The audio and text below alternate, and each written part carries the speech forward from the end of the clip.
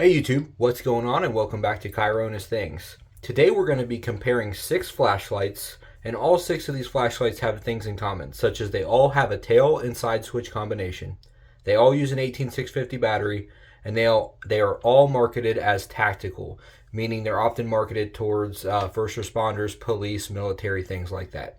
They all do have quite a bit of differences as well, such as different user interfaces, and then the list goes on. So what we're going to do is we're going to have 6 different categories, and I'm going to rank them from 1 to 6 in each of those categories, and I'll give a quick note of why that light got the ranking that it did. And if it finished first, it'll get 6 points, and so forth. We'll do that for all 6 categories, and at the end of the video, we'll line them up. We'll count up the total points for each light, and I'll give you the price of that light. Okay, so for the lineup today, we have the Brinyte PT28, the Sofirn SC31T Pro, the Wurkkos FC12, the Armytek Partner C2, the Thrunite BSS V5, and finally we have an Olight Warrior Mini 2. However, though I'm using a Mini 2 for this video, just note that I'm going to recommend that if you're going to choose this light, to go with the Warrior Mini 3, being that the Warrior Mini 3, it's basically just going to be a little bit smaller than this, and it's going to have a little bit of better performance. So it's basically just an upgraded version of this. But I think that we can still use this in place of the Warrior Mini 3 because it's built off the same platform. All right, for our first category here, we're going to look at the tail switch. And I've already got them organized in the ranking that they're going to be for this. And so what this category is going to consist of is specifically how nice the tail switch is, how easy it is to click, how easy it is to use. If it's like a mechanical switch, is there any dead space in there? Is there any possibility of clicking the button and actually not getting it to trigger on? Or for the E switch, does it move back and forth? What's the travel like? So kind of like that.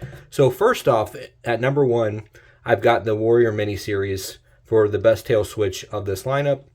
The reason I went with this, well, a couple reasons. One being that it's got a great button on it. When you click it, good responsive click.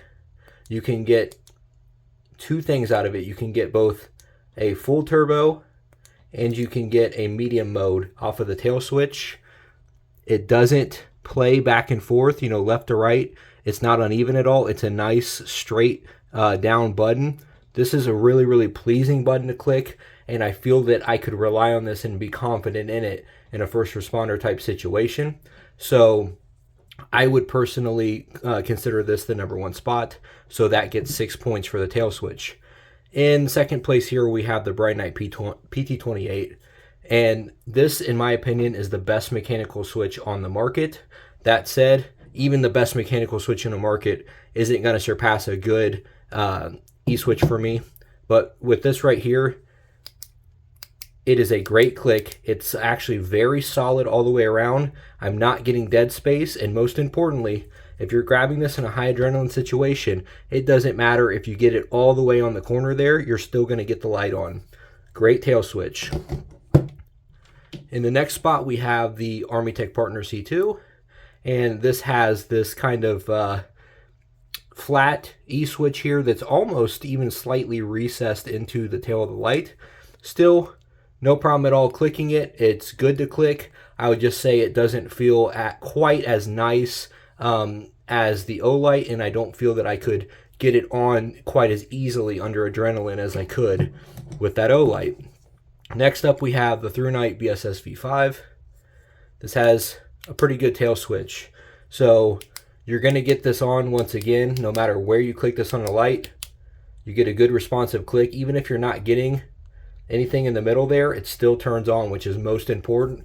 But it does feel like it deflates quite a bit, whereas like the Brinyte, you don't really feel deflation on there. It does deflate quite a bit. So I enjoy using that Brinyte tail switch quite a bit better, but still really nice tail switch on the Thrunite. On the Wurkkos, not a great switch.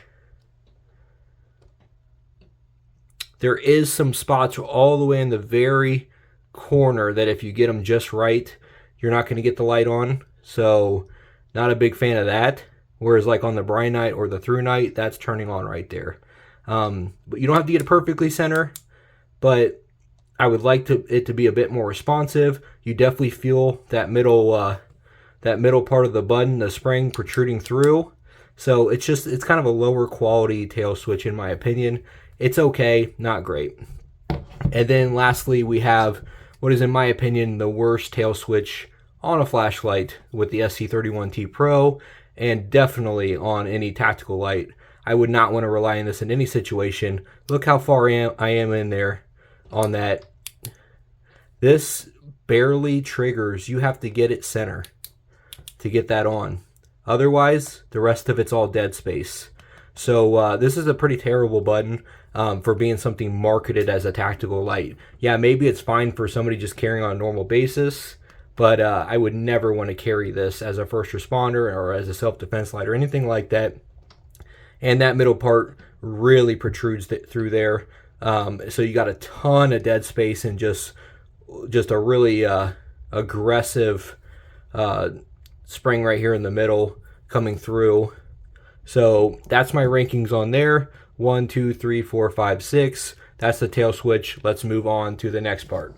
For the next category, we're going to look at the side switch. And once again, we're organized first place to last place here. So in the first place spot, we have the Armytek Partner C2 with what is, in my opinion, the best side switch on the market, and especially out of a rubber one. Fantastic switch, extremely responsive. You get a great click, no real dead space on there. Very easy to get a hold of, at night. I love this switch right here. It's just a fantastic button that they used on that. Next up, we have the Olight Warrior. Small rubber switch here. Nothing wrong with it. Feels good to click. There's just nothing special about it, really. Like, it's definitely nowhere on par with that Armytek, but there's no real flaws with that button. It's just good. Okay, on the Brinyte, we have what I'm guessing is either plastic or aluminum on the side switch here. And you'll see that, if I can kind of show it on camera, if you click it one side or the other, you do get a little bit of play side to side. And I always like a nice solid click that goes all the way down, regardless of if you get it from the side or not. So I'd say the quality on this one isn't quite there with the Armytek or the Olight. However, it is still a nice side switch, decent to click. Now, on these, they're pretty close to equal, just slightly different in that the Wurkkos rubber switch protrudes out more and the Sofirn does not. And I find that with this little groove here on the Sofirn, it's a little bit more difficult to get my finger into, but this one dips down on the Wurkkos. So fourth place goes to the Wurkkos for this little rubber switch here. Nothing wrong with it. Feels, fairly cheap, but it still works, and I like it, and it gets the job done. Kind of same thing with the Sofirn. It works, nothing special, nothing terrible about it. And then on the Thrunite, I didn't used to mind this side switch. I've grown to really kind of dislike it, and that's because it has a ton of play side to side, and the travel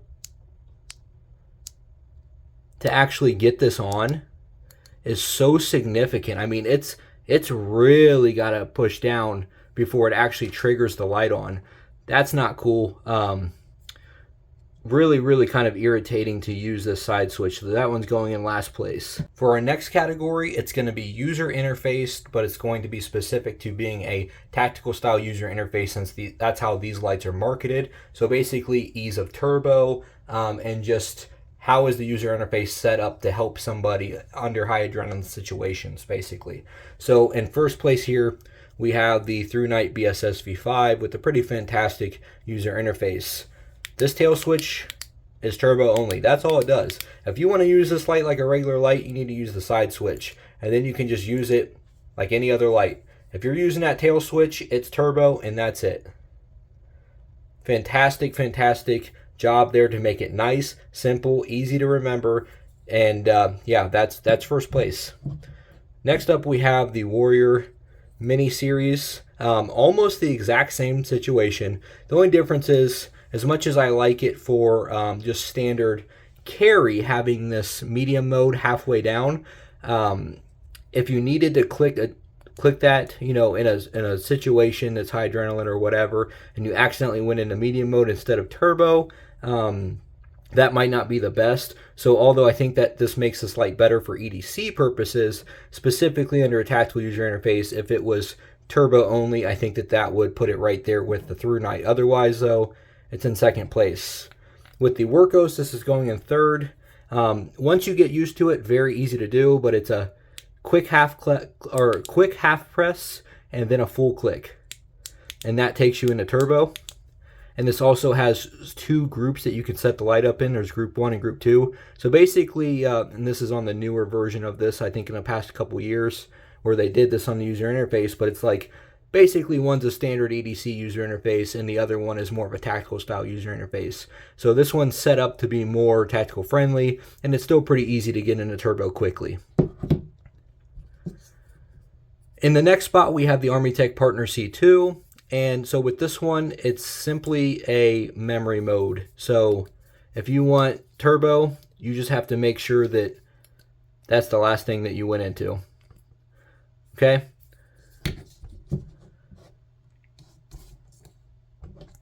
On the Brinyte, same deal. You need to make sure that it is the last mode that you were in was turbo. Personally, I think that having to make sure you always leave your light off in that to get it on the next way is not the best, and that's why these are on the lower half of the UI category here. And then we have the Sofirn SC31T Pro with the worst tactical user interface on the market. What ended up happening was they tried to put a simplified AND rule in this. Basically, they tried to make this appeal to both enthusiast and tactical crowd, and in my opinion, it got the worst of both worlds. It does not get into it really doesn't do anything well or easy as far as the tactical side of things, and I would not recommend that user interface. The next category that we have is the bezel, so basically a striking bezel. So in first here we're going to have the Armytek Partner C2. I think it's a pretty fantastic bezel. It is somewhat sharp, but not so much where it, you know, hurts to touch. It's fairly long, you know, but it's not so much to where it's uncomfortable to actually carry in your pocket or anything, but that will get the job done. Next up, we have the Thrunite, and the reason this is in second place is because they included threads on the head and included a highly serrated bezel that you can thread onto it. My only thing with that is that it's so long and so sharp, I would not personally regularly carry that around. In third place here, we have the Warrior miniseries, and there's really nothing special about these bezels. At least they've got them on there, but I think that they could be a little bit sharper. They feel a little bit rounded off. Kind of the same thing with this Brinyte here. It's just that they're rounded off, and I like that the crenulations on the bezel go all the way around on the Warrior, whereas on this one, you kind of have more flat spaces. And then for the Wurkkos and for the Sofirn, those are both in last because they have no crenulations whatsoever on the bezel. Next category that we're looking at is the grip. So basically this is going to be based on not only the knurling that you see on the tubes, but also the design of how the tube integrates in with the tail and the head to lock your hand in, and how well it would stay with a good grip wearing gloves as well. So in first place, I'm putting this Wurkkos FC12.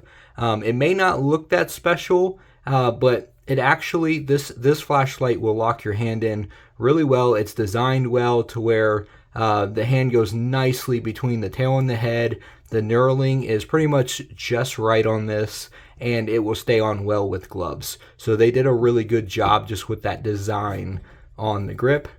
With the Thrunite, it's very, very similar. This feels great to hold in hand. My hand locks in place really well. I would just say the knurling doesn't hold in place quite as well as the Wurkkos, but very close. Next, we have the Armytek Partner C2. So this one has no knurling. This one has a really good, robust matte finish on it, and it will lock your hand in pretty well. My only thing is that even with this nice design from the from the tail to the tube to the head. If your hand is a little bit bigger, then you're not going to be able to lock your hand in as well. And with gloves, it may not be as good either. Next up, we have the Olight. And they actually did a really, really fantastic job on this one. Even as a small light, my hand still locks in pretty well. The knurling is fantastic. The only reason this is lower on the list is because of how small it is. That if it were bigger, I mean, my hand would just be, I mean, completely locked in place. So if this were bigger, it would be in the #1 spot. On the Brinyte here, we don't really have any knurling, just a kind of like a little design.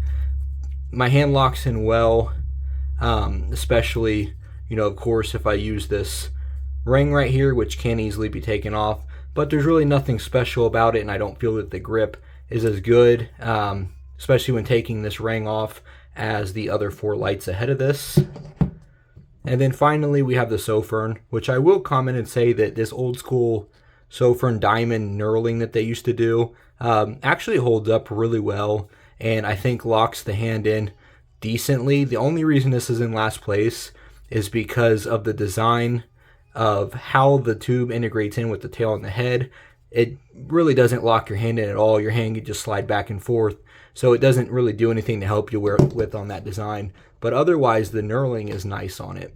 And the final category that we're going to look at is the emitter.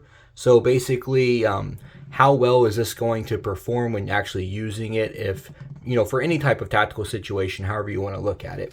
And so tied for the 1 and 2 spots here, we have the Wurkkos FC12 and what I'm going to claim as the Warrior Mini 3, because both will be using an SFT40. In my opinion, that is just the easiest go-to emitter for any kind of tactical style light. There are some other good ones out there, but the SFT40 is just a staple and it works so well. Next, we have the Brinyte, and that is actually running a XHP 35. You'll see in the Beamshots here in a little bit, that performs really well. It's got a great hotspot. On the Thrunite, we're working with an SST70.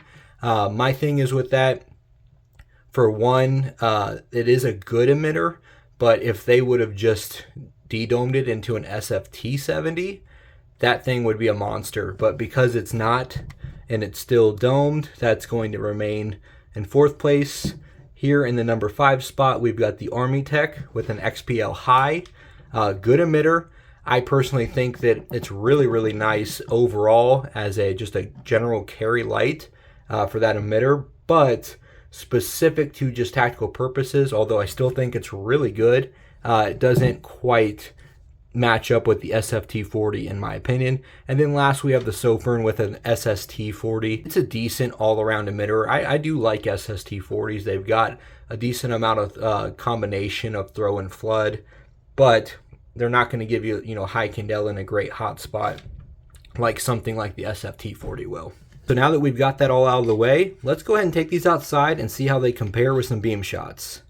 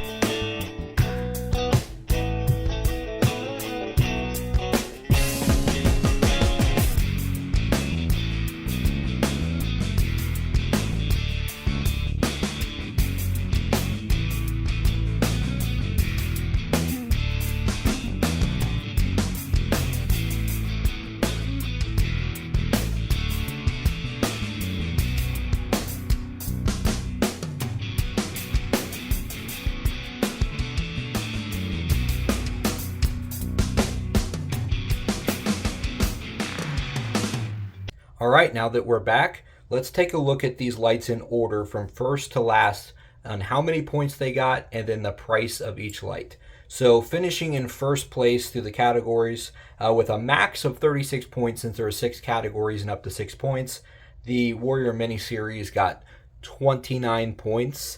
And so this is actually going to run at the highest price though at $90 currently. So we've got that in first place on points.